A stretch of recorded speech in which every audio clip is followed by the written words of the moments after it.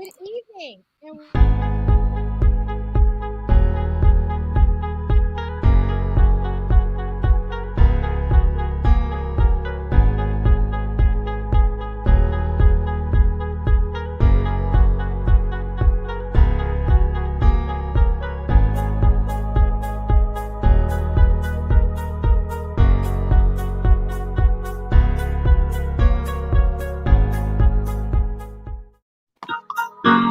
Evening. Welcome to BlackDoctor.org.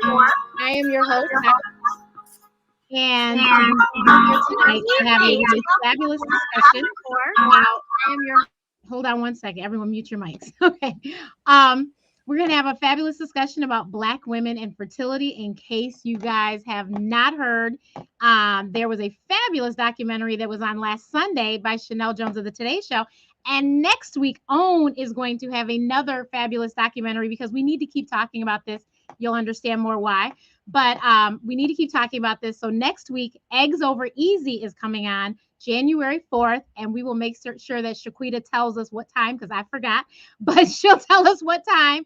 And but you guys, I can't wait to have this discussion for very obvious reasons. But welcome my guest, Chiquita Lockley, who is the beautiful person that created this amazing documentary. So filmmaker who has a great production company, I noticed as well.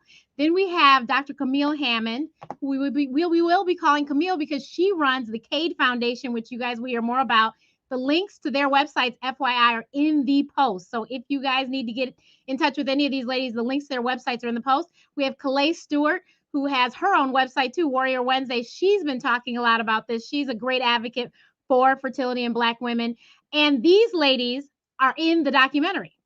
So I am so excited to start this conversation. Everyone, please share this. Please share it to everybody you know, because I don't care if you're a woman or a man, you know somebody who is trying to have a baby, or you don't know that they're trying and they just haven't mentioned it to you, but they are trying. So, and then you might learn something on how to actually deal with people who are trying or not trying or whatever. So please make sure that you share the broadcast. And make sure you follow Black Doctor and subscribe to their YouTube channel if you haven't already. But thank you so much, everyone. Welcome. Hold on. Us. Okay. Thank you for being here. So let's get right into it. Let's start with our filmmaker first. So please tell us, what gave you this idea? Like, how did this pop into your spirit? Okay. Well, first of all, thank you so much for having us. Back in 2016, I went to my regular annual physical, my pap smear. I was 41.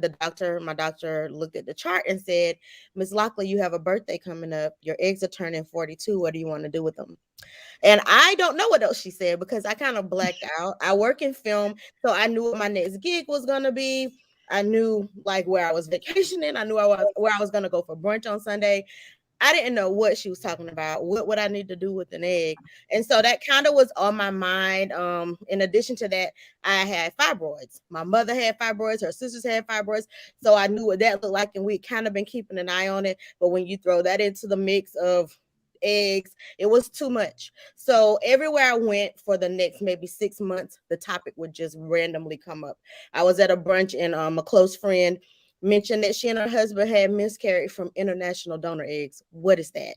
Somebody else had a feminine surgery. I knew what the feminine surgery was because I took her to her little procedure, but it wasn't a little procedure. It was a myomectomy, which, if you don't know, is basically a C-section where they take out all your fibroids instead of a baby. Mm-hmm. It's the same thing.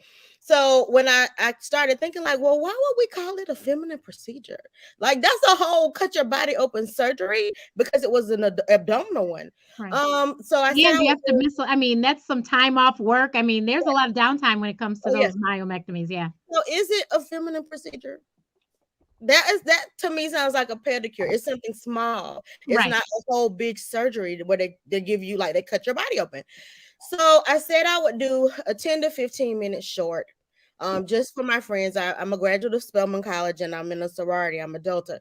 So I figured if we weren't talking about it in all of my circles, like I'm a Delta, half of my friends are AKAs. So the sororities, we're not talking about it. I went to a women's college. This set of friends aren't talking about it. All of my friends who are just women in neither category, we still aren't talking about it. My church friends, we're not talking about it. So this 10 to 15 minutes would just be enough to say, like, hey, check and see if you got fibroids. You shouldn't be in that much pain. You shouldn't bleed for 90 days. Like, something is wrong here. Go see a doctor. But what happened is, once I would tell one person, they'll say, oh, you remember my cousin? Or, oh, what about my friend? Or, we use a surrogate. Well, what is it? No, she said a gestational carrier. What is that? Because I knew what a surrogate was, but I didn't know what the terminology was that she was using. So that 10 to 15 minutes just kept extending itself. And then I ran out of money. So I had to do a Kickstarter campaign. And a lot of people, we did the campaign during homecoming. So everybody kind of chipped in and helped me get over that hump. And the next thing I looked up and we had a feature film. And mostly everyone in this film, I knew them personally. There were only a handful that I didn't know or have referred by someone who we had in common, like 1 degree of separation. Wow. So how long did it take? Years. I started the research in 2016. It airs on January 4th at 9 p.m. on the Oprah Winfrey Network. That's 5 years and some change. So it's been forever. And I've met these wonderful women along the way. When I first started, there were two Black women doing this work in this space. One of them is sitting here. That's Dr. Camille Hammond, and then the other, Fertility for Colored Girls, is Reverend Stacy Dunn up in Chicago. That was the only two names. I couldn't get to Chicago for that interview, but I could get to DC for Camille. So we have, thank God, we were able to get her. And so that was like my first set of interviews. Then another year would pass, and then we would get some more money. So I end up in LA with Kellee, who Keisha Knight Pulliam she started as just the narrator for us, an executive producer, and she was on a set on a film with Kellee. So she calls one day and is like, I got a new friend. Her name is Kellee. You need to talk to her. She froze her eggs and she's going to be in our documentary. So we have Kellee. That was like 2 or 3 years in. So 5 and some change, and we are finally seeing the light of day with the project. Thank God. Amen. I've been following you for a while, and I'm sure a lot of people kept asking, because I know I typed a couple times, when can we see it? Where can we No see time it? soon. That has been the consistent answer. Right. So next, let's talk to Kellee, and then we'll come to you, Camille. So Kellee, what brought you to this? Now, like I said, I've heard some of your story, obviously, from documentary, and I've watched several of your lives because, and you guys, Dr. Cindy Duke was not feeling well, so that's why she's not with us tonight. But Kellee and Dr. Cindy have actually done several IG lives together that I've seen. So what brought you to this place? Well, when I was 37 years old, I got out of a 7-year relationship, and I realized that I gave my best baby making years away to the wrong person, situation, whatever you want to call it. Basically, I wasted time. I didn't realize that not only was I giving my effort and my communication and let's try this to work it out, but that I was giving away my biology. And no one had said that to me, and still they haven't, but I did it to myself, and I prayed to God about it, and I really heard the Spirit tell me, go freeze your eggs. I had done very minimal research at that time because I knew I always wanted to be a mother. And I knew that the time was not right for me to be a mother, but that I wanted to preserve something. And so I went like gangbusters into figuring this all out. We broke up on a Sunday. And by that following Wednesday, I was in a fertility clinic with a fertility doctor, between the gap of my thighs, child, letting me know that what my fertility status was looking like and whether or not I was a good candidate to freeze eggs. And when I got the thumbs up that I just got a credit card, and I got, all of those little things that come in the mail about sign up for a new credit card. I just grabbed all of them. Whoever gave me the largest limit was who I was going to sign up with. And I put the whole thing on that credit card. I called my mother, who I lovingly call Mama Stew, who comes to Warrior Wednesdays all the time. And I said, we're going to freeze my eggs. I'm going to fly you out to LA. And she's like, we doing what now? Let's do it. And so she was the one that was giving me the needles and going through this whole entire process with me. I was blessed to get 29 eggs in one round, and that's not normal. So I don't want to, I want to debunk all the different myths and things as I tell my personal story. But one of the reasons that it's important to say that I did get that at age 37 is because we are told, because we don't know about the quality of eggs. Okay. So all of that changes, but we are kind of told that once you reach the age of 33, 35 is over. And I heard so many misconceptions out there where for me, that was the beginning of my fertility journey at 37. And then as time went on and the right relationship hadn't materialized yet, I decided to write a film called 29 Eggs, about my journey, and sold it to the Lifetime Network. And then COVID hit. So when COVID hit, I wasn't able to shoot the film. And that's why I started Warrior Wednesdays, which was my opportunity to continue to talk in this space. And I wound up speaking not only about egg freezing, but about endometriosis, PCOS, MRKH, adenomyosis, fibroids, miscarriages. We've run the whole gamut. We've even done Black men and infertility. And as Chiquita said earlier, I was blessed, like super blessed, to be a part of Eggs Over Easy. I was working on a film in Atlanta with Keisha, and we became like quick friends. And I, of course, was opening my mouth like, yeah, girl, I froze my eggs. I was actually playing with her and her daughter, I think, when I said it. And then she's like, I got a documentary. You need to be in it. And Chiquita and I spoke on the phone, and I was like, you're my people. And so we figured out a time when she was going to be in LA, and we shot it. And I could not be more grateful for the opportunity to tell my story with her direction and with her guidance and with her love, because she is just an advocate among advocates. And I treasure her. And I'm so excited for you guys to see Eggs Over Easy. So thrilled. So Camille, tell us, how did you become a part of this sorority of women and fertility? It really is. So I got a call from Chiquita, and she just asked, she told me what she was doing and asked if I would be willing to share my story. And I'll share a little bit about that story right now. But my husband and I met, I'm a physician. My husband and I met the first week of medical school, and we had what I would consider a fairy tale courtship.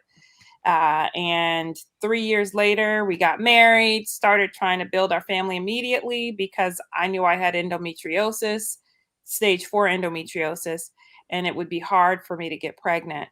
And it didn't work the old fashioned way, despite our best efforts, we never actually got pregnant. So a year after we got married, we started seeing a fertility specialist, and over the next few years ended up having 6 unsuccessful rounds of IVF, after which point the doctor came and said, you're young, you're healthy, but you're not getting pregnant. And, you're at a point where you may want to think about doing something different, because doing the same thing and expecting different results is not likely to yield what you're looking for. And we were devastated. And my mom and dad asked if my mom could carry a baby for us because she was healthy. Now she was 54 and postmenopausal, but they were confident and faithful. And initially we said no, but they were persistent, and we prayed a lot about it. And ultimately, she ended up carrying my triplets and delivered them when she was 55 years old and postmenopausal. Am I still here? Yes, you're amazing. Oh, okay. Your mother is amazing. Okay. Yeah. Wow. My mom is my shero. I actually worked with a gestational carrier. And for those of you who don't know what a gestational carrier it's a woman who carries another woman or another couple's embryo. She's not genetically related to that egg or to that embryo. She's just an incubator, a Right. loving incubator. So my mom was my gestational carrier. I was gonna say, like the bun in the oven. A bun in the oven. It's somebody else's bun in your oven. And that pregnancy was a triplet pregnancy. So I have triplets, and they just turned 17 yesterday. Wow. Yay! Congratulations. Happy birthday. Thank you. Thank That you. is awesome. But yeah, your mom that is amazing. So Thank the first you. thing I have to say, Camille, your mother's a Black woman. Now, how did she Of course. say, oh, well, I could do that for you? Like, and what did her friends and family say to her? So my mom loves her family, and she would do anything to support her family. So it wasn't a question about, well, I'll do this or I wouldn't do that. She's the one that saw it on TV and came to us to say, hey, what about this? As a matter of fact, she saw it on 60 Minutes when I was a freshman in college. They were watching a show about a mother who had done that for her child, and didn't actually bring it to my husband and I and we were 6 rounds in, and really running out of hope and running out of faith and running out of joy and running out of everything. And so I'm really grateful that she and my dad were persistent, that they didn't forget. And I think that's the whole point of this documentary, kind of to bring it back to Eggs Over Easy. We want everybody to know that regardless to where they are on the kind of pathway to parenthood or the reproductive pathway, that there is reason to hope. You're not the first, you're not the only, and support is available. Am I right, Chiquita? Yeah, absolutely. Absolutely. And many times we feel like we're kind of just in a silo, like you're with yourself. You may not have a conversation with anybody, including your doctor. Sometimes you have it with your Right. doctor. You certainly aren't having it with your friends. And so you do feel isolated and you do feel alone. We have a therapist who talks about it in the film. You're on isolation island, thinking that it's just you. When and when I started the research, there were two. And of course, over time, plenty of people have been doing some work, but we didn't know where they were. Right. So now, like with our little close-knit community, we know how to find each other, but 5-6 years ago we didn't. So the message is, people are here, they're doing the work. Like, you don't have to know all the answers. You can follow Dr. Cindy, and I do hope you feel better, Dr. Cindy, but you can follow her page because she's giving out nuggets all day. All day and night. Living her best doctor life, telling you everything you need to know. So you don't have to just think that it's only you. And that's the message that we're trying to get out. Yes. Yeah, definitely. And I realized that because I was a doctor and I have a lot of younger friends, they would come to me and, my doctor had mentioned something about egg freezing. I was like, yes, totally. You should do it. And they were like, she's not crazy. I go, no, but yeah, exactly. This is when you should do it. Do it now.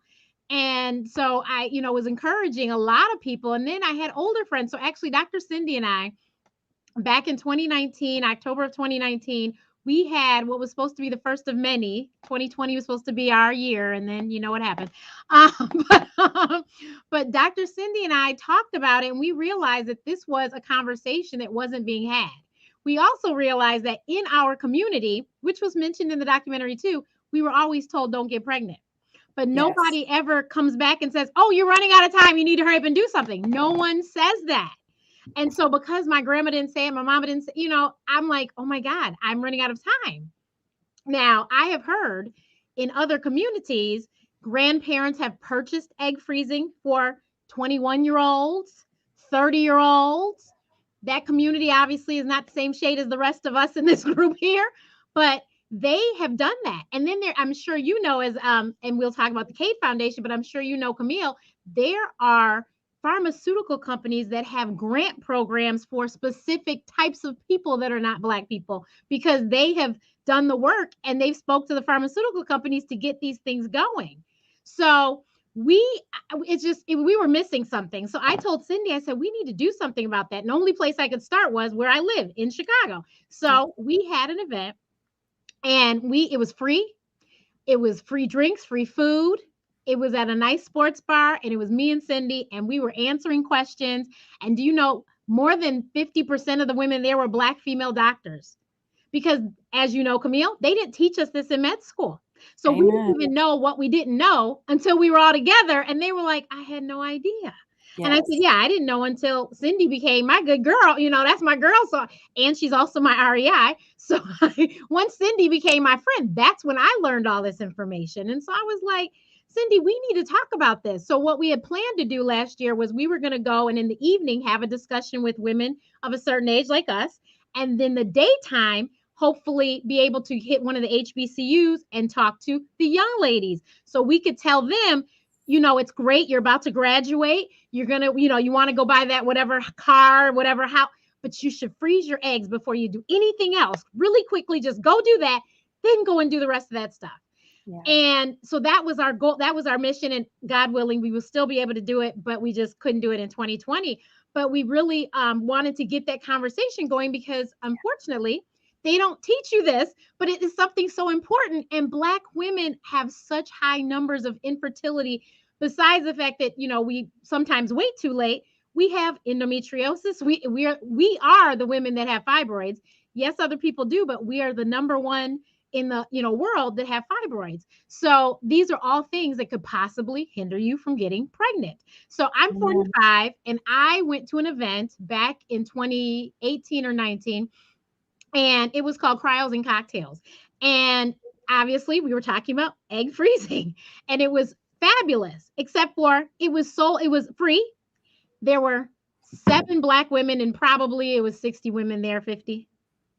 And so I felt like we were being left out of the conversation. And that was the other reason why I said, Cindy, we have to do something because clearly they didn't market this to us and we need this. And so with that, you got a free fertility workup kind of a thing. And so we got to find out our ovarian reserve. They did an ultrasound, vaginal ultrasound, all that stuff. And so I found out then that my numbers were actually pretty good for somebody of that age. So I was like, okay.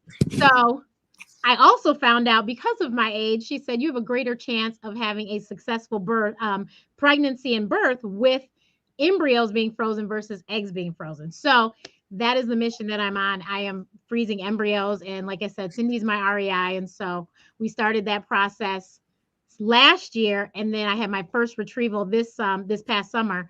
And so I have, unfortunately, not unfortunately, but I have some more retrievals to go because of my age. I have to do some more work, but yeah, that's why I really enjoyed I was able to watch Eggs Over Easy, and that's why I enjoyed it so much because it really covered everything. It even talked to people who do not want to have children, and that's okay too. Yeah, absolutely. I think overcoming infertility means getting to a place of peace with whatever your decision is about family building, like understanding what the options are and then deciding what's best for you. But I want to get, Kellee has talked about having egg showers, which is something that you just mentioned. And when she mentioned it, I thought that's brilliant. Yes. Yes, I have talked about having egg showers. And I think when we're out of this COVID space a little bit better, if that is going to happen, I don't know. I really want Chiquita and Camille and Dr. Renee and other Black fertility advocates to get together in one city and throw a really great big egg shower so that women can really see that they're not alone and meet the faces and the people that are out here fighting for our rights, fighting for the insurance and different ways that we can finance this. And the reason that I brought up egg showers, and thank you for saying that, Dr. Camille, and I just want to mention that Chiquita and Dr. Camille have both been on Warrior Wednesday. So Dr. Renee, you're going to have to come on there now. Okay. So, but they have both been on and we talk for a good hour, honey. We cry, we do all the daggone things. And Chiquita came on right after a myomectomy. So it was just my honor that she spent her recovery time speaking to us. But back to the egg shower, people always ask me or even mention to me, well, it was okay for you to afford it because you're an actor, because you're this and this. And first of all, you don't know my bank account. That's number Amen. one. But number two, I also understand that concern. And I think that that's something that stops people in their tracks before they even get started. Before they even get started, they make an assumption that this is something that I can't afford. And maybe it's not, but here's the thing, where there's a will, there's a way. So I always ask people, how many baby showers do you go to a year? Of course, this is pre-COVID, but look, we're in this world now. So how many virtual baby showers do you go to a year? How many first birthday parties, second birthday parties? How much time do you spend celebrating other people's pregnancies? And how much money do you spend? And here's the thing, we need to start celebrating people that are on the journey. It shouldn't be that once I have the baby in my belly, then I can get the support system around me. And then the people that I love can pour into me, whether that's financially or whether that's emotionally or whatever it might be. Why is it that we are left out and isolated? So I was telling women and men to throw an egg shower, to register at paypal.com, Venmo.com, whatever it is. And people would say, well, who's going to come to that? And I'm like, whoever loves you, whoever understands your journey. And not everybody will understand it, but I bet you there will be people that do. And whether you make all the money or not in one shower to freeze your eggs or whatever the situation might be, just knowing that there are people that are willing to listen and to pour into you and be a part of the process automatically takes a little bit of that isolation, just even if it's just a little, off of your soul. And so you can move forward in a lighter way, knowing that you're not the only one out here going through it. You're not the only one that needs finances, and that there are people that are there to support you and help carry you over the finish line, whatever that finish line might be. Start celebrating your journey now. Definitely. And that's another thing people, oh my God, it costs so much. But you guys don't realize that it did cost a lot in the very beginning. But now we're, 10, 15, we're getting more years on this. It doesn't cost as much. Also, thankfully, several states, I think the number now is 17. If somebody else knows, let me know. But they are mandated to cover something with fertility via insurance. Illinois happens to be one of them, thankfully. But and so it doesn't mean obviously that it's completely free. You don't have to pay anything, but it is helpful. And that's another thing, like she mentioned, there's laws that need to be changed, insurance, because there's no reason that all 50 states should not have some sort of fertility coverage. There's no reason. That's not fair. But it's not as expensive as it used to be because of the fact, yes, insurance does cover.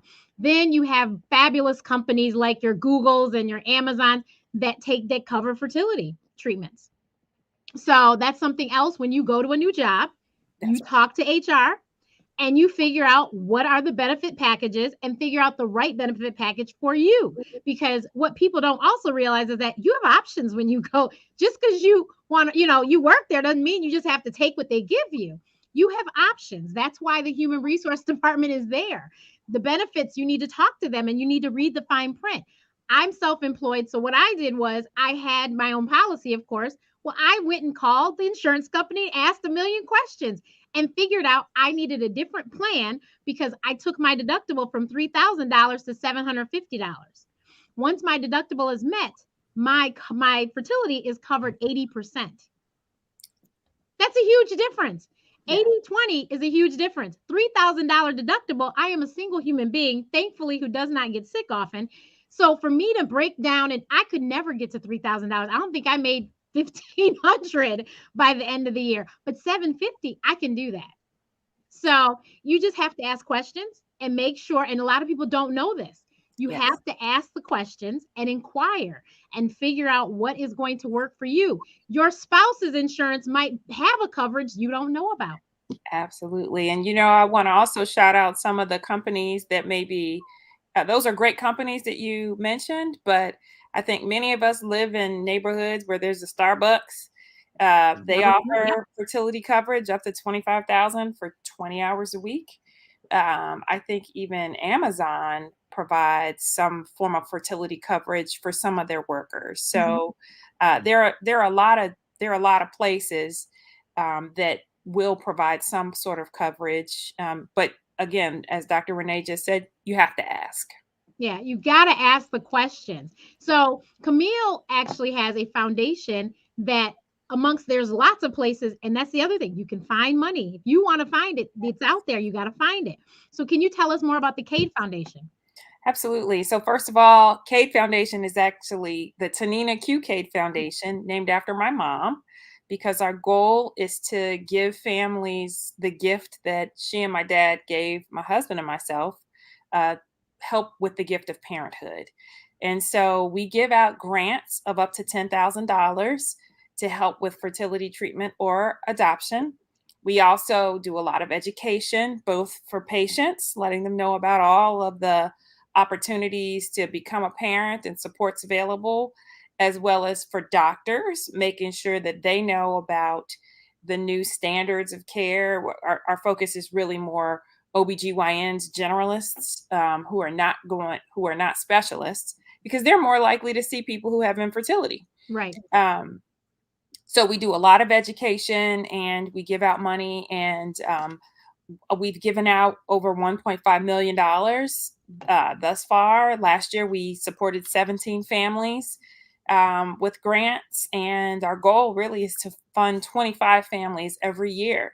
And information about the grant is available online 24/7 at cadefoundation.org. You can apply. All the information is right there. And, our goal really is to support as many families as possible. That is just fabulous. And like I said, all the links, everyone's links I have put in the post, so you guys can click and go and check everything out. But that is just awesome. But I didn't know, even Dr. Cindy taught me, I didn't know there was grants out there. She's like, oh yeah, so and so and so and so. And I'm like, what?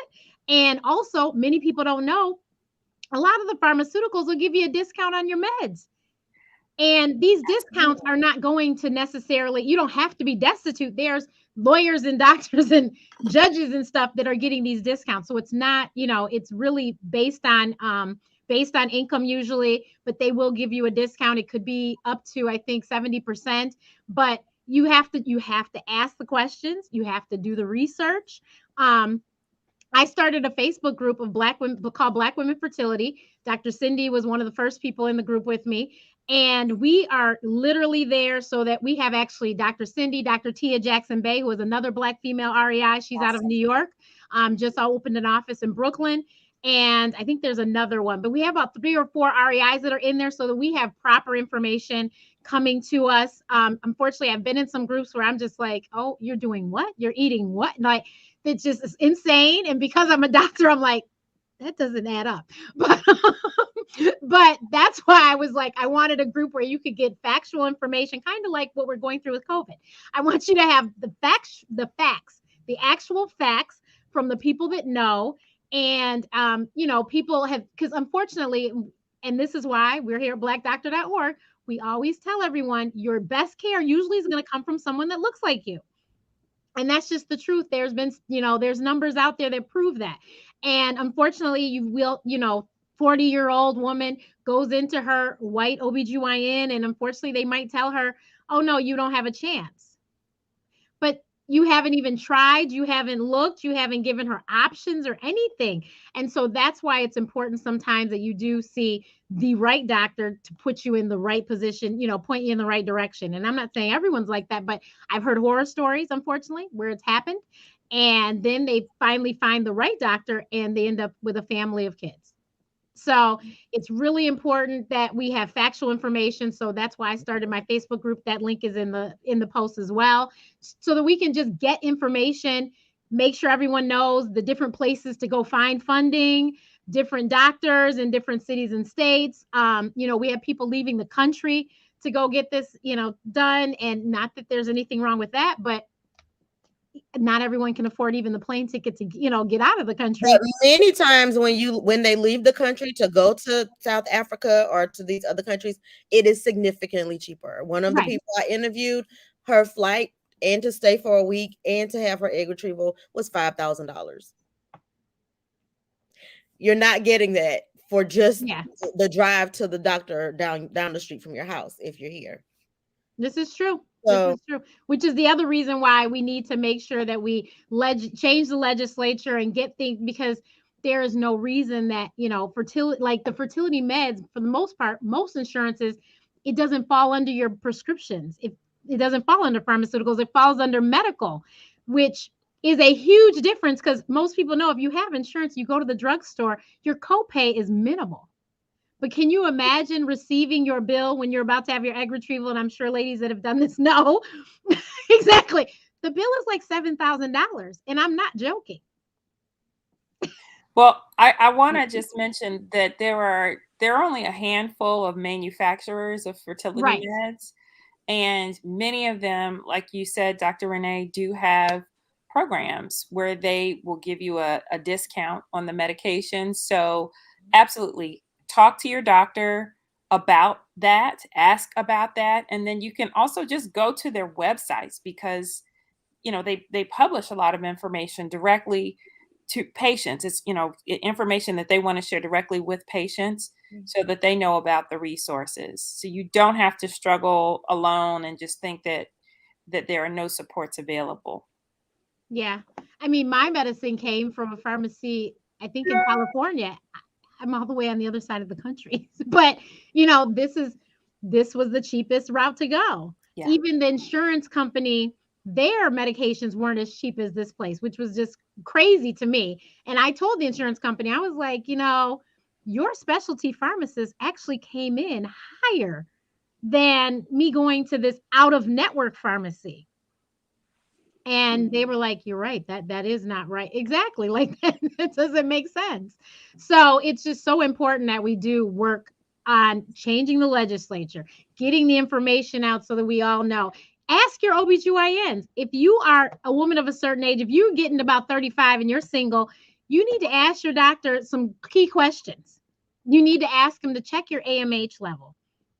And if they don't know, what's high, low, whatever, then you should make an appointment or consultation, at least with an REI, to talk to them about your results.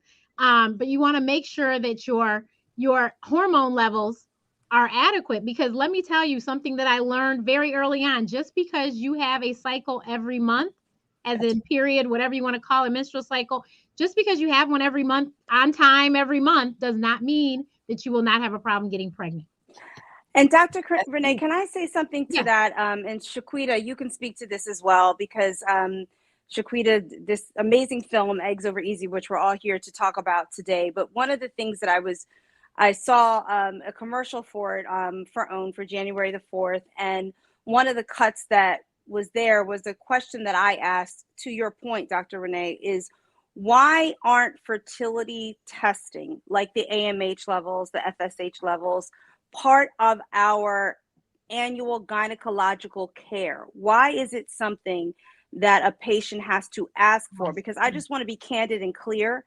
I did not know what AMH was, what anti-Müllerian hormone was, follicle stimulating hormone was.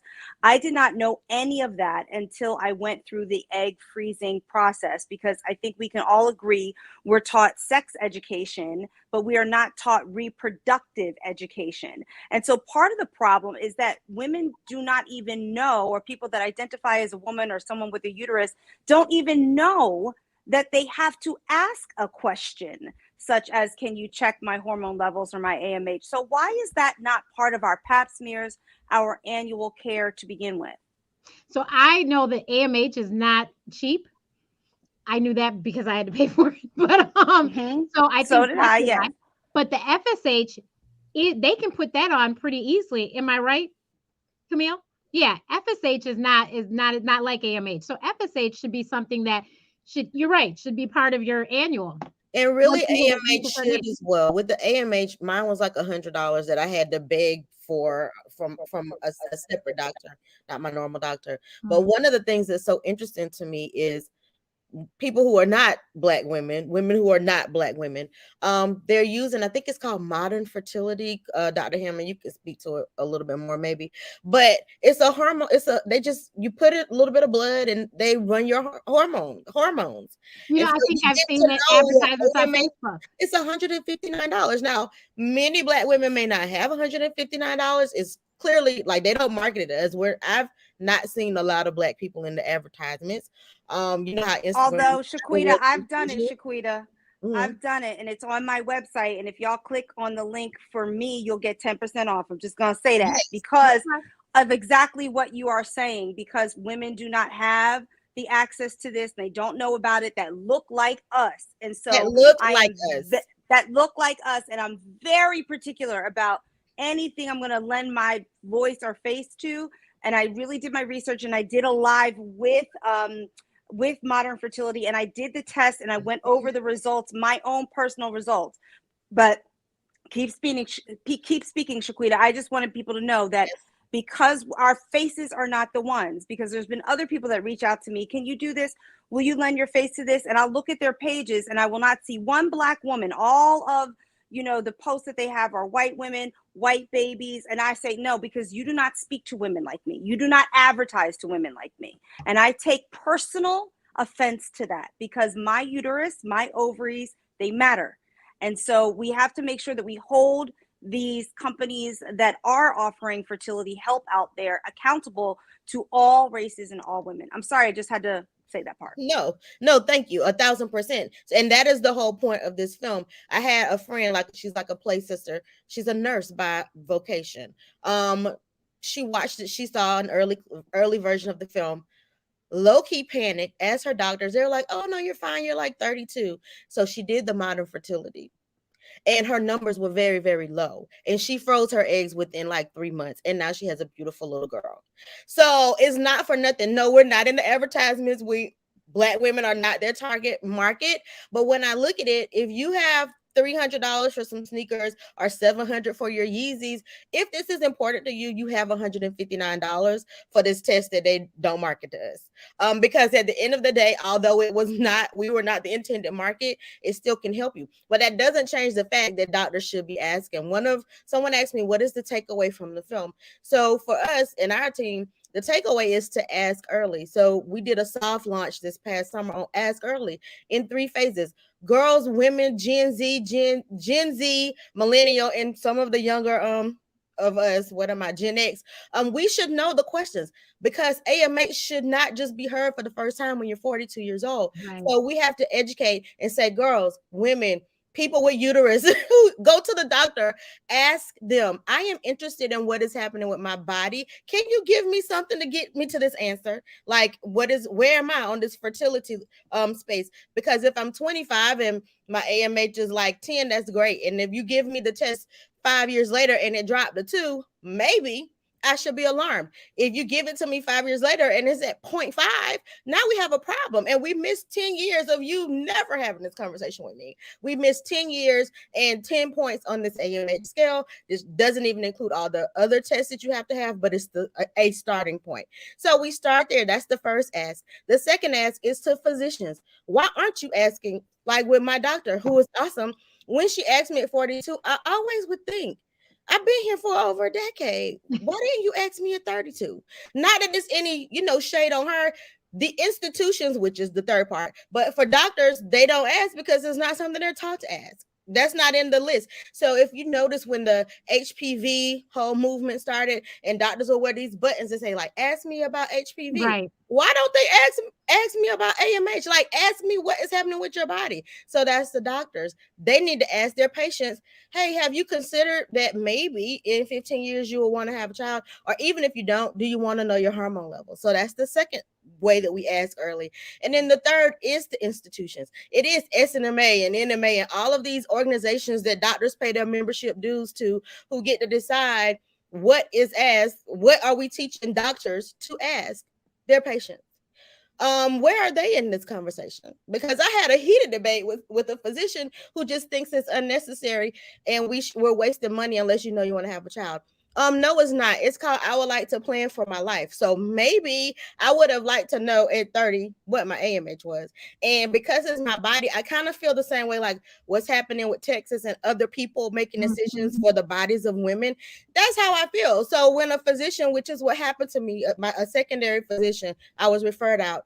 This woman, a Black woman, and all of my doctors are Black women, and they're normally excellent. But in this situation, when this woman refused to do an AMH because I couldn't say for sure that I wanted to have a child, I just wanted to know because it was something new to me that I didn't know that was happening in my body. So the fact that she could say no, and I only remember from watching the Oprah episode from years ago when she still had a show, and they said, if you ever ask for a test and the doctor says no, ask them to put it in writing. They will either give you the test or or it will be in writing and you can get another opinion. So when I pressed the issue and said, okay, please put that in writing, she immediately signed off. I went downstairs, did the little blood work. It was like $100. And I got that number, which I needed 10 years before. And so it's very annoying. It's very frustrating. So when I think of what is a takeaway, 2 takeaways. 1, keep hope alive, because you got to have some hope no matter how crazy some of the stories sound. So do keep hope alive. But in addition to that, ask early. Whether you're the woman going to your doctor, whether you're the doctor seeing people who look like me and all of us on the screen, or whether you are the organization who is teaching these doctors what they should and should not be asking us. Ask early. It's really very simple. We have I think it's Keisha. I hope I'm pronouncing it right. Washington. She said after watching this, she's going to reach out to her doctor. So that's exactly what we want to happen. Please reach out to your doctor. Someone else wants to know how often these tests should be done. So first of all, AMH is anti-Müllerian hormone, like Kellee said. And what it does is it can kind of guide you towards what your ovarian reserve is. And ovarian reserve is how many eggs you have left. A lot of people don't know. Women are born, well, females are born with all the eggs that they're ever going to have. There's not going to be any more. So that percent starts dropping dramatically at 35. And that's why they always say, oh, well, you're not going to have any eggs to freeze. And Kellee told us she got 29 eggs at 37, which is awesome. But that's why they always say that if you're over 35, it's going to take several egg refreezing for you to get a certain, a nice number. But and then not only the numbers go down, but then the quality goes down as well. So that is why AMH is so important. Now, honestly, we have a yearly annual, and I think personally, I would go every year and I would ask for my AMH. Right? That would be ideal to me, but I got so much pushback from the medical community. So I'm like, at least every 5 years. Yeah. If your mother or grandmother has breast cancer, they're going to screen you at least every 5 years. I so agree. At the least every 5 years, because we know that when you hit those age benchmarks, you get cut in half. Your egg count cuts in half. It doesn't Absolutely. like just phase out and No. you go off into the sunset. No, it's drastic. And I know this sounds like harsh and kind of alarming, but those are the numbers. That's right. Miracles happen all the time. There are outliers. If you're looking at the big block of numbers, those are the numbers. They cut in half, like at these age intervals. So if you could have an AMH every year with your pap smear, I would absolutely sign up for it, because I got so much pushback from the doctors. I would say at least every 5 years. Yeah. If you are with the NMA and you want to call me, that's fine. We can talk. But really, every 5 years, because when you wake up 10 years later and you have a point, whatever the number is, now it's a different conversation that costs tens of thousands of dollars more. And it could have been avoided. Well, I agree with what you're saying about AMH. I think it's definitely something that women should know that information earlier. But can we just talk about the fact that so often we don't even know what's going on in our families? We're not talking about why Auntie whoever, we just thought she just didn't want kids. No, she had infertility. Right. We may have infertility. We may have fibroids. We may have Yes. endometriosis, polycystic ovary syndrome. We've got all of these things that run in our families, but because we have almost subconsciously bought into the myth that Black women are super fertile, which is perpetuated, at least it was on TV, then we don't even question it. So we don't realize that you're not going to get pregnant just because you have sex. I mean, that's something that many people were taught in sex ed. You don't want to have sex before you get married because you're going to get pregnant. Well, that doesn't actually happen all the time. It doesn't happen most of the time. A lot has to go right in order for you to conceive. Amen. Yeah. So we need to start having these conversations, open conversations with our mothers and our aunts and our grandmothers to understand what happened in our family so that we can get screened for the stuff that's covered. Like a pelvic exam is going to be covered. Yeah. Fibroids. Yeah. We just talked about fibroids. And some of these things that we understand, that auntie that may have facial hair, or you might have a little bit of facial hair, you might have to wax. Well, that's not just cosmetic. You may have polycystic ovary syndrome, PCOS. Yes. That's something. There are things that we know about that are kind of part of the practice of medicine right now. But if you don't have any idea about it, or if you have decided because culturally we don't feel comfortable talking about Mhm. infertility. Sometimes we say if we talk about it, somehow we're gonna cause it. No. If No. you ask about it and you talk about it, then you're gonna learn about it. That doesn't make you infertile, but we need to get over some of those issues, some of those cultural issues that are really making it hard for us to get information to make good choices. Yes, knowledge is power, and that's health across the board. You need to, and this is the holiday season. At dinner, you need to have and have a Yes. discussion, and somebody needs to write notes. Uncle so and so had this because you need to know, what did so and so die of. And all that information you need to know. Some people don't realize that a lot of these things will keep passing and keep on going. So if your mother had fibroids, there's a good chance that the reason why you bleed for 2 straight weeks is because you do too. But you don't know if you don't ask the questions. A lot of people, their fibroids don't bother them. And then when you get pregnant, that's when all of a sudden the hormones that are coming to the baby start feeding the fibroid's getting bigger. Now all of a sudden they're bothering you. And so now everyone knows you have fibroids. No, you need to know before that. So she's right. You've got to have these family discussions. And you have to say, okay, well, what did so-and-so die of? What did so-and-so die of? Mom, how many pregnancies did you have? Well, there's only 5 of us. You had 7 pregnancies. Well, what happened to the other 2? All of this information is extremely important. And that's why your doctors ask you for a history, because they need this information. And we're having people ask, when's the documentary airing? It's on January 4th, 9:00 Eastern, 8:00 Central. So that is, the 4th is on Tuesday, right? Yeah, it's on a Tuesday. Yep. Tuesday on OWN, Oprah Winfrey Watch party. Who's joining me? I'll be there. Yeah. And what's the hashtag? We'll be on Twitter. Chiquita? Eggs Over Easy Film. Everything is hash and at Eggs Over Easy Film.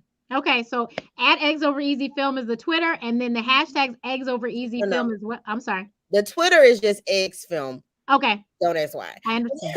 But on the Instagram and Facebook, Eggs Over Easy Film, and the hashtag is Eggs Over Easy Film.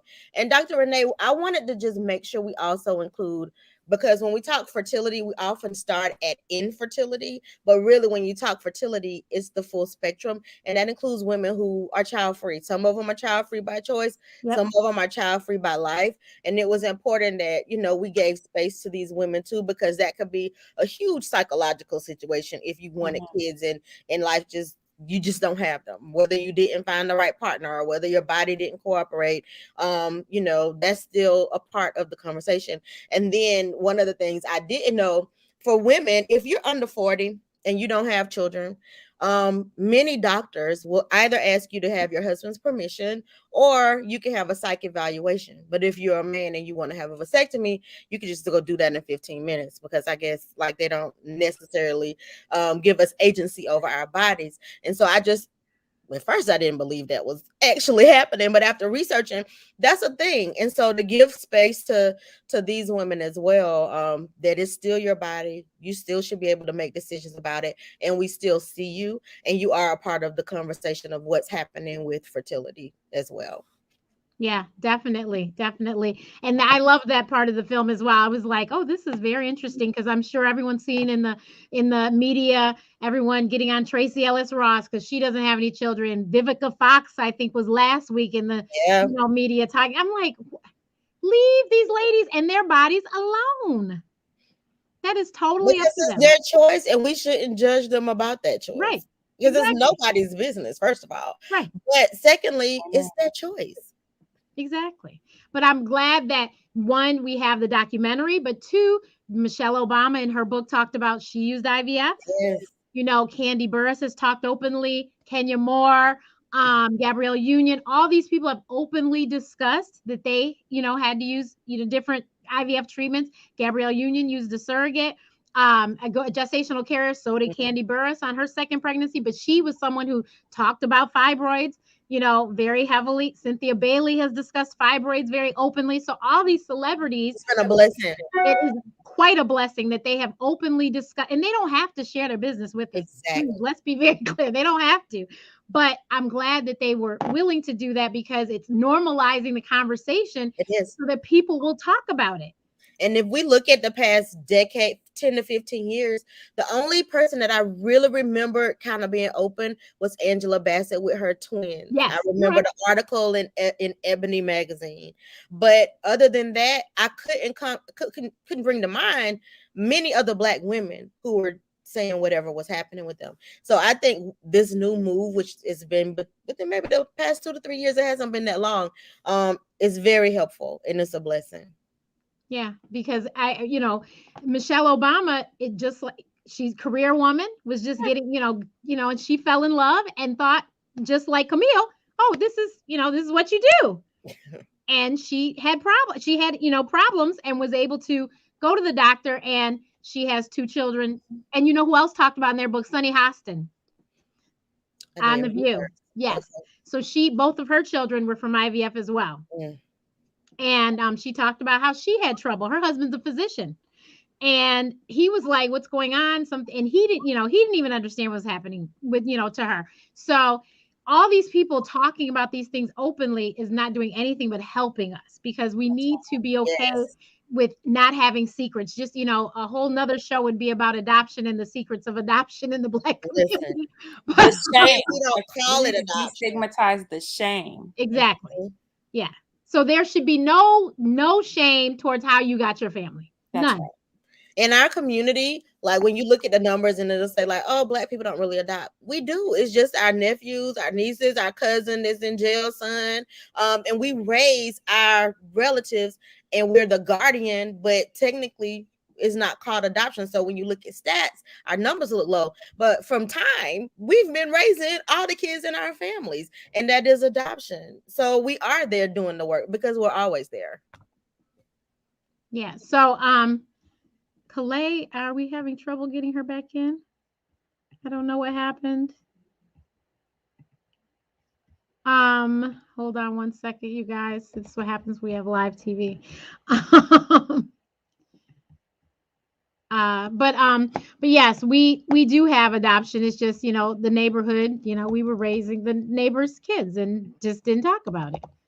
But can we talk about the fact that so often when people adopt, sometimes they get pushback. They get asked questions like, is that your real child? Like we need to stop doing that. It doesn't matter if it's my child, whether it came from my body or, if it was my heart. Right. So these are things that we can work on as a community to just continue to empower one another and support and build up instead of making people feel ashamed for something that they had nothing to do with. Right. Nobody. And also not asking single women, when are you going to have children? When are you going to get married? Don't ask married people when they get married, or even before they got married, when are they going to have children? Hello. Stay out of people's bedrooms. When are you due when you're just chubby? Exactly. Exactly. None of your business. Bloated or fibroids. That's right. You never know. People don't realize how big fibroids can get. Fibroids really can get so large that it does look like you are 3, 4, 5 months pregnant. 6. Yeah. My uterus was at a 6 months pregnant person by the time I had the myomectomy. I got caught in between COVID, so you couldn't go to the hospital. It wasn't an emergency. So I ended up having to wait basically a whole year, almost a whole year before I could get in. So wow. Yeah. So it happens every day to upwards of 80% of Black women before the age of 50, which is a staggering number. And if that was happening to any other demographic, like if men had a tumor growing in their genitalia area that was the size of a 6-month pregnant person, what? There will be research, surgeries, a pill you could take to make it evaporate so that you're left without any scars. But it's not. It's us. So yeah. So and you're right. If it was men, white men especially, they would have figured out the whole thing a long time ago. Yeah. But anyway, keep hope alive. Exactly. We will keep on having the conversation and trying to change the laws and all of that stuff, because can we talk about that? Because you mentioned that a few times. I actually mentioned to Dr. Cindy, I said, I would like to be part of, changing the laws and stuff. And I am so anti-politics. But I said, this is the one thing that I would get on. And if I have to go to Congress, and I said, sign me up. So yes, definitely. Tanika Gray Valburn with the White Dress Project. Yeah, she's been on She's Black been Doctor on several times. Yeah, she's on the front lines. I met her like at Essence Fest. So when I was doing a screening at Essence Fest of this film several years ago, she moderated my session, and ever since then we've been able to work together because she's also in Atlanta. But the work that she's doing, working with the senators and everybody in Congress to try to get laws passed is remarkable, really. That she still has a day job, and then she's doing this on the side just to try to help people is amazing. And so she does amazing work with fibroids, but there are a lot of organizations that hold advocacy days for other causes, like PCOS Challenge, which is run by Sasha Adi, a Black woman, and she goes to Capitol Hill or virtually now to deal with polycystic ovary syndrome. I know that Resolve has an advocacy day, the National Infertility Association. That's Cheryl Poston.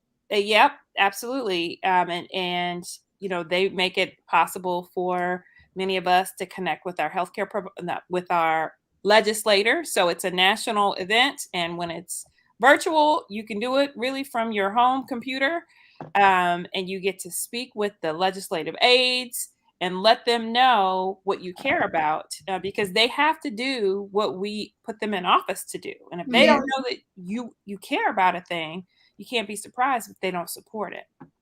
Amen. So let's get active, ladies. Let's get this done. Yeah, definitely. Definitely. Yes. She's doing a lot with fibroids. Tanika, the White Dress Project, to get, because they need to do research to figure out why, and get a stop to it. Also, I think a lot of women don't realize that they are heavy bleeders. Yeah. Because they just think that that's the way it's supposed to be. You're supposed to be debilitated for, a week, or you're not. So, I didn't know. I didn't know. Yeah, most people I didn't know you weren't supposed to have pain with your cramps until within the research on this. Comfort and pain are two different things, and that's what people don't realize. So if you are in pain, like you miss a day of school because you're cramping, you miss a day of work because you're cramping, that isn't the level of, you shouldn't have that kind of pain. Like there's probably an underlying situation there. And I didn't know, because I always have like the first day would always just be really bad. But I just thought, well, my mama had a first day that was bad. All of my friends missed the first day because it's bad. You sit out of gym class because you got cramps. If you're in high school, so it's normalized that is the part of being, having a cycle, your womanhood. And then to find out, no, you shouldn't be in bed all day. That wasn't supposed to happen. That's right. Absolutely. I have memories of standing outside waiting for somebody to pick me up at high school, first day of every period. Like I would be throwing up in the bushes. I thought it was normal. Like I'm embarrassed to say that I didn't realize that was just not right, not normal, until I was older. Well, I mean, I was diagnosed with endometriosis at 18. So then I found out, okay, some of this is not right. But I just had these experiences like Chiquita was talking about, where it was just normal for me. The pain, the really heavy bleeding, the vomiting, it just was what it was. But we don't have to. Now we know. Yes. Now we can do better. Yes. Yes. Oh, somebody said, please speak on your teens being prescribed birth control because their periods are so bad. Well, that's usually what they do, is give you birth control so that you can regulate your cycles, and also it usually does lighten the flow. So that is something that they often do use to treat. I had a friend in college that's what they were using to treat, because she had such horrible periods. But let's talk about the cause. So treating a symptom is different than understanding the cause. Yes. So why is your daughter having such heavy periods? Does she have endometriosis? Does she have fibroids? Is there an underlying cause? And that's what you need to go back and talk to your doctor about. It's great to treat the symptoms. We want to know really what the root is so that we can address that, so that this doesn't have to be, just a life of being anemic because I bleed so heavy, when I have my periods, that I'm anemic. Here she is. Also, can you please, Camille, because you mentioned endometriosis, can you talk a little bit about that? Because I know a lot of people are like, what? Okay, so endometriosis is a condition where the tissue that lines the uterus, so if you think of the uterus almost as like a vase, This is the inside of the uterus. And this tissue right here, my skin cells, are the cells that shed, that you bleed out every month. Okay. If you take these cells that are normally inside the uterus, I don't know, my hand is not probably the best example, but if you take the cells that are normally on the inside of the uterus that you bleed out every month, and you take those normal cells, but you put them in different places. So instead of on the inside of the uterus, you put them on the outside of the uterus, or you put it on the bowel, or you put it just any place else in the body. They're going to act like normal endometrial cells. They're going to bleed and they're going to try and shed, right? But they can't go anywhere because the uterus, there's an exit out of the uterus. This is why you have periods. The blood is able to be shed. But if it's at another place, it's not going to go anywhere. So you're going to end up getting, so the body, anything that is in a place that it's not supposed to be, the body looks at it as foreign, and it tries to wall it off. And so walling it off looks like scar tissue sometimes. So that's why people with endometriosis also often have a lot of scar tissue in their belly. If they get their bellies opened up, a lot of times they have a lot of old blood in there. And that's just from this normal endometrium that's in the wrong place, bleeding month after month. They can develop what they call chocolate cysts, which are just like big blood clots of this endometrial tissue, which is just, kind of formed a clot in the wrong place where it can't leave the body. So it's a condition that really can cause extreme pain.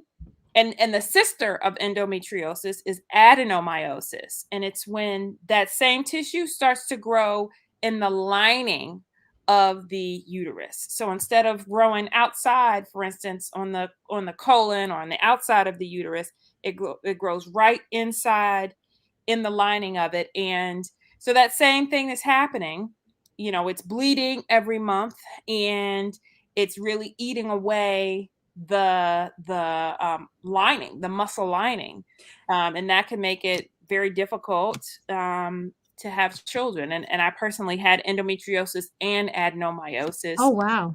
Yep. And that's the reason why I wasn't able to get pregnant. Kellee, I'm sorry. Can I say something to that? First of all, the devil is a liar, tried to keep me out of here. Yeah. I just want to thank Regina Townsend, who's on the chat, making sure everybody knew I was trying to get back in. Sorry about that.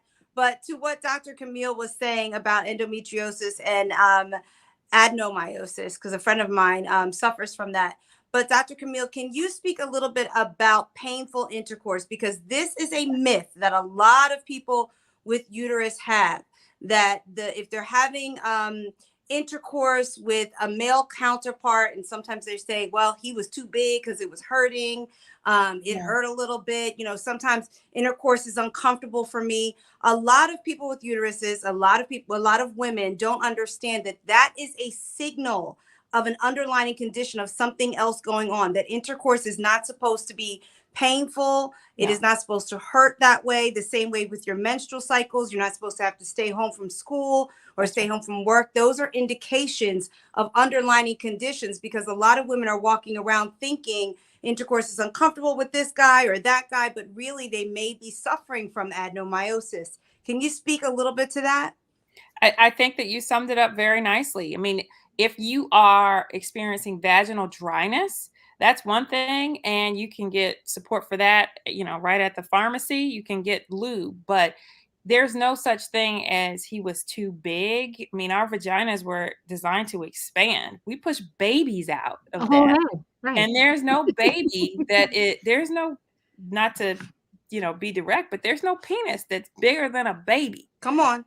Okay. So when you're feeling like he's too big, or sex was uncomfortable, sex was actually made pleasurable, so we want to do it, so we procreate. Okay, So that's definitely something that you need to speak with your doctor about, and to not be embarrassed to talk about. It's just medical, and there's no judgment. There's nothing wrong with you. Get the information so that you can figure out what's happening and get it addressed. So And thanks for bringing that up, and if Kellee. you're uncomfortable talking to your doctor about it, you need to get another doctor. That's right. If your doctor is not open and That's right. and you don't feel like you can share these things with them, then you need to find another doctor, because this is important. This is part of Absolutely. your health. It is very important. Just like your temperature and your blood pressure, this is important too. So make sure that you do. If you can't talk to them, you do not have to stick with the same doctor. You No, can find someone else. absolutely. Please go find a doctor And that if you are not a vocal person yourself, because sometimes you can have a great doctor, but you are embarrassed, you don't quite know the words to say. I always tell women, write down your questions before your doctor's appointment. Because Yes. in the moment, especially if you're hearing some news, or you might forget exactly what you wanted to say, and then you might put it off. And that time that you put it off could be crucial time for you. And also, if you feel like, I just don't like bringing these things up, my doctor is great, but I don't like bringing these things up, maybe bring along a friend or a family member or an advocate to help you, or to even ask the questions on your behalf. There's absolutely nothing wrong with that. If there's somebody else that you trust, bring them along, because this is your health that you're talking about. So write those questions down and bring your notebook so you can write the answers. And if you have follow-up questions, this is your appointment. Get it out. And if talking is not your strong suit, that's fine. Just bring somebody who it is. Yeah, and with this with the fertility journey, let me tell you, and all of you guys know, there was so many directions and so much information. So if you are not someone who can sit there and take it all in, because it's a whole lot, then you need to make sure you have somebody with you, or make sure that they email you the directions, something. Just make certain that you have all the information. And somebody said, put them on speakerphone. Yes, if you can't have them physically there, but you need another set of ears, put them on speakerphone. Because I mean, if you go to the doctor and they give you a hard blow, and I don't care if it's fertility or whatever, you might need somebody else there to take in the information. Because like she said, especially with this, time is not on your side. So because you were so upset by what they said, or you didn't even understand what they said, and you don't come back for another 3 months, that 3 months, as you know, we've already mentioned, you guys, that 3 months, your AMH could drop down to to nothing. So please make certain that you clearly understand. And if you don't, you have somebody who's on the speakerphone or sitting there with you that is taking in all of this information, because it can be a lot. And then, especially if you do begin the journey with all the medications, it's timely.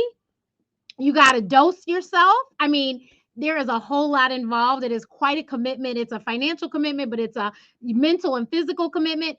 You have to make sure that you got all the directions and all the information you understand implicitly. So you need to ask the 100 questions, because you need to understand, because there could be a difference between you taking your trigger shot at the wrong time or the right time, because you didn't understand it was AM and not PM, little things like that. So it's very important that you do have a doctor that explains everything to you down to the T, and that you feel okay asking the 1 million questions you might have. So we went over, but I want Kellee to please talk about her film that, please, I hope that we can one day see. Hi, I hope y'all can one day see it too, man. Like with the COVID, and look, Chiquita can talk to this with Eggs Over Easy, honey. Selling the thing, girl. Like, development in the entertainment industry it's a beast. It is one of those things that they put with COVID. It backed up my film, which backs up my financing. So it will be done. To God be the glory, whether it is at Lifetime or whether it's at another network. It's a beautiful script, and it will be done. So right now it is owned by Lifetime and A&E Studios. Amen. And I really cannot wait to bring it to you. I will not stop doing what I do. And I'm so glad to continue to use my art to speak to this issue, to speak to Black women and fertility, because we so need everybody that has a platform, and we all do, no matter how big or small. It is a platform. Your voice matters, and we all need to know that we are not alone, and that there are people there to support us. So that's why I give such a big cheer to Chiquita and the years that she put into Eggs Over Easy, filming it, traveling, finding the different stories to tell, editing it down, submitting it to different networks until somebody said yes, and it was the right yes, so that it reaches the right audience. So understand what this woman has sacrificed in order to get these stories told. It takes years for these things to happen. I mean, I'm probably on year 3.5, so I'm probably, Chiquita can probably tell me, girl, you got about another 3.5. But I keep saying it out loud, Dr. Renee and everybody, because I believe, faith cometh by hearing, and hearing by the word of God, that what you speak, you will see. Amen. The movie is sold. It is in development. It is going to be made come hell or high water, honey. It's probably going to be the first baby that I birth. And I can't wait until you guys see it.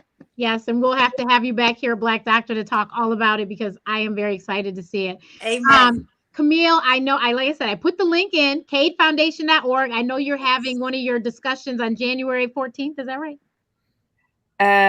You know what? I'm not quite sure. Okay, I think that's it. I just looked at your website today. But then if it's there, then yes. Yes.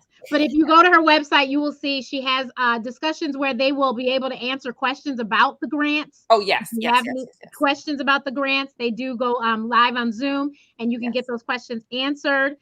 All the criterion is there about the grants, so you can understand how, what, and all that stuff. So please visit her website. And if you can donate, definitely donate, because obviously this is a nonprofit, and this is how she can give the grants, because people donate. Exactly. They have a yearly gala, which I'm sure will be in person in 2022, God willing, right?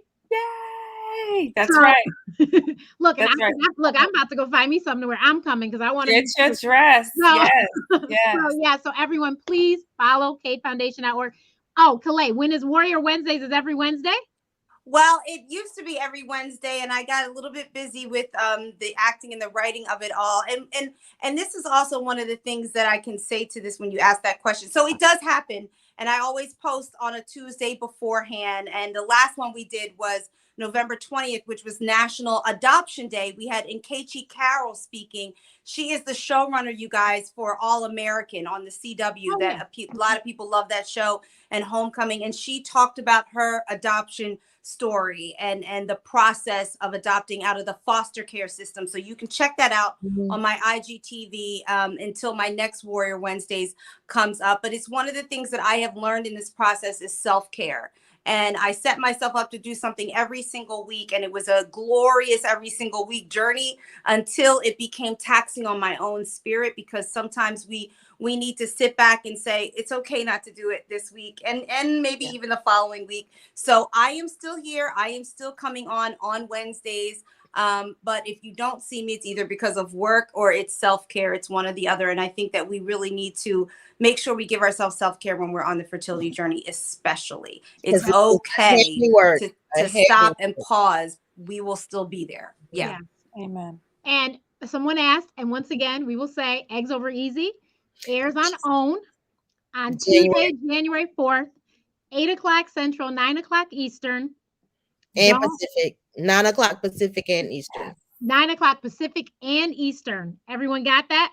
So that covers the whole country. So you guys don't miss it. It's going to be amazing. We already said the hashtag is Eggs Over Easy Film. So when you get online and you're talking about it, make sure that you use that hashtag, because we know that these things count, and people look at these things, because we want Chiquita to be able to make many, many more films. Yeah. And we want to set a precedent to say we are interested in more than just documentaries about Black people with music. We like music, but we also need help. Yes. Amen. So let's show up for her. Yes. We need to show up, because these stories are very important. Black Doctor, I had a discussion with the owner, and we are going to talk about fertility in 2022. So be on the lookout. I'm here every Thursday, 6:00 Eastern. And this is where I am. Next week, of course, is the new year. So we're going to have New Year, New You, because we all need to start off the new year right. So we will talk about that next week. But we are going to talk about the male side of infertility. We're going to talk about gestational carriers. There was a fabulous company owned by a Black woman that's in the film, and I'm going to reach out to her. And then I'm just nosy. I need to know what happened to that fabulous couple that went through the whole film. I need to know. So I'm gonna find her. I was like, 'cause I got to know. I was like, we gonna wait till the film airs, and after that, I was like, I want to know because that was She's just gonna talk afterwards. yeah. She was. They were beautiful, and I just loved them. I loved them. So yeah. So thank you everyone for watching tonight. Thank you, ladies, for giving your time because you did not have to. I so appreciate you all answering my emails and my DMs. And good night, everyone, and happy New Year to all of you, ladies, and everyone. Happy Kwanzaa. Today is Nia purpose. We all have a purpose, and that is to advocate for the fertility journey of Black women. Thank you for having us. Good night. Thank you. See you guys Happy on New Year. January 4th. Set your DVRs. See you at Don't miss it. January 4th.